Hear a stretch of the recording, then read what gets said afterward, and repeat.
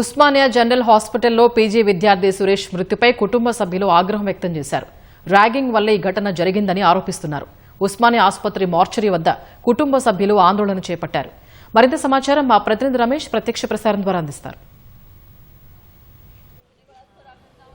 ఉస్మానియాలో PG మొదటి సంవత్సరం చదువుతున్న సురేష్ ఆత్మహత్య పైన కుటుంబ సభ్యులు పలు ఆరోపణలు చేస్తున్నారు. ప్రస్తుతం మార్చరీ వద్ద కుటుంబ సభ్యులు ఆందోళన చేస్తున్నారు. అదేవిధంగా గిరిజనుల సంఘాలు కూడా వారికి మద్దతు తెలుపుతూ ఆందోళనకు సంబంధించి కొనసాగుతాయి. అయితే సీనియర్ల ర్యాగింగ్తోనే తన కుమారుడు ఆత్మహత్య చేసుకురని చెప్పి కూడా తల్లి ఆవేదన వ్యక్తం చేస్తున్నారు. ప్రస్తుతం ఈ విషయం తెలుసుకున్న తల్లితో పాటు వాళ్ళ కుటుంబ సభ్యులందరూ కూడా ఇటు హైదరాబాద్కి అయితే చేరుకోవడం జరిగింది.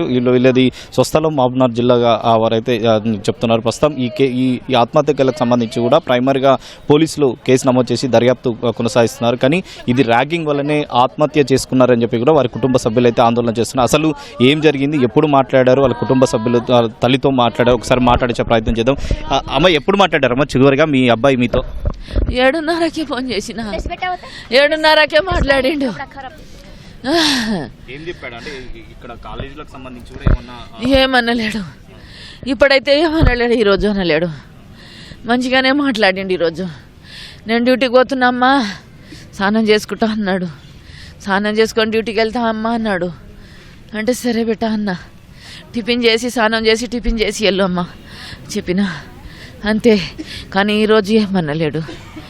వాడు చచ్చిపోయే మనిషి కాడు, వాడు ధైర్యంగానే ఉంటాడు, వాడు పిరికాడు కాడు అంతే. వేధింపులు ఇంతకుముందు ఉండే వేధింపులు ర్యాగింగ్లు బాగానే చేసిరు. ఇంతకుముందు పిల్లలు చేసిరు బాగానే. ఇంతకుముందు సీనియర్ అంట వాళ్ళు ర్యాగింగ్ చేసిరు. వాళ్ళు బాగానే ర్యాగింగ్ చేస్తే 3 సార్లు దెంకొచ్చిండు నా కొడుకు. వాడు టార్చర్ అనుభవించిండు, మళ్ళా వచ్చిండు. నేను వద్దని చెప్పిన పళ్ళ మమ్మీ కట్టేస్తా పైసలని చెప్పిన. కానీ ఒక్కసారి చూసి మళ్ళీ చేస్తామా అన్నాడు అంతే. ఒకసారి చూసి ఇప్పుడు మంచిగా ఉంటే మంచిగానే చేస్తా అన్నాడు. కానీ చేయనికే వచ్చిండు, నవ్వుకుంటానే వచ్చిండు, చేసుకుంటా అని ధైర్యంతో వచ్చిండు. అంతేగాని ఇప్పుడైతే ఏం చెప్పలేడు.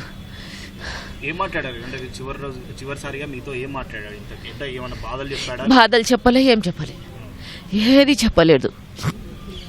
బాధలు అంటే ఆయనకి ఇంతకుముందు బాధనే, కానీ ఇప్పుడు బాధ చెప్పలేడు. ఈరోజు బాధనే చెప్పలేడు. డ్యూటీకి వెళ్తా అన్నాడు అంతే. ఈరోజు మంచిగానే ఉంది. నేనేం డిమాండ్ చేస్తాను? నా కొడుకు లేస్తే నేను పోతా. నేను డిమాండ్ ఏం చేసేది ఉండదు. నా కొడుకు బాగుంటే తీసుకొని పోతా. హాస్పిటల్లో ఉన్నాడు కదా, వాడు వస్తే నేను తీసుకొని పోతా. బాగా అవుతాడు కదా, నాలాగా నిలబడతాడు కదా, తీసుకొని పోతా. ఇంకా ఏం సాధిస్తాడు, ఇంకా నేను తీసుకుపోతా. ఏ సాయం చేసుకుంటా నేను. కుటుంబ సభ్యులు అయితే ఆవేదన వ్యక్తం చేస్తున్నారు. ఈరోజు ఉదయం కూడా 7:30 సమయంలో కూడా ఫోన్ చేసి తను టిఫిన్ చేసి తర్వాత అనంతరం కూడా హాస్పిటల్కి వెళ్తానని చెప్తారు. కానీ వారి కుటుంబ సభ్యులు కానీ ఇటు గిరిజన సంఘాలకు సంబంధించి అయితే వాళ్ళు ఆరోపణలు అయితే చేస్తున్నారు. కేవలం సీనియర్ల ర్యాగింగ్తోనే తన కొడుకు సురేష్ చనిపోయాడు. గతంలో అనేక సార్లు కూడా ర్యాగింగ్ చేసి ఆ విషయాన్ని కూడా మాకు పలుమార్లు కూడా వివరించారు. దీంతో 2-3 సార్లు కూడా ఇక్కడ నుంచి నేరుగా స్వస్థలానికి వచ్చారని చెప్పి కూడా తల్లి అయితే చెప్తున్నారు. ప్రస్తుతం కొంతమంది గిరిజన నాయకులు ఉన్నారు, వాళ్ళని అడిగి తెలుసుకున్నాం. ఏం జరిగిందని చెప్పి ప్రధానంగా మీరు తెలుసుకోవడం జరిగింది. ఏం జరిగిందని చెప్పి ఇప్పుడే పోలీసుల దర్యాప్తు తేలిందని సార్ నేను ఏమంటున్నా అంటే ముఖ్యంగా ఒక పీజీ సీట్ రావాలంటే ఈ వ్యవస్థలో, భారతదేశ వ్యవస్థలో ఒక పీజీ సీట్ రావాలంటే అంతే ఆషామాషి కాదు.